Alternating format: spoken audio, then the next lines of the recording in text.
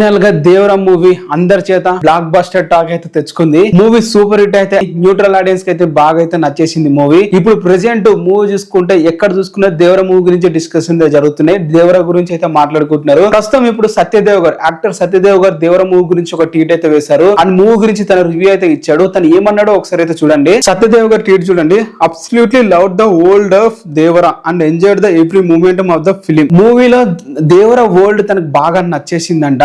And every moment film లో చాలా enjoy అయితే చేశానని అయితే తన ట్వీట్ లో అయితే చెప్పుకున్నాడు. అండ్ ఇంకోటి తారకన్న గురించి ఏం చెప్పాడు చూడండి. తారకన్న delivered one man show with powerhouse of performance. తారకన్న వన్ మ్యాన్ షో అయితే చూపించాడు దేవర మూవీలో.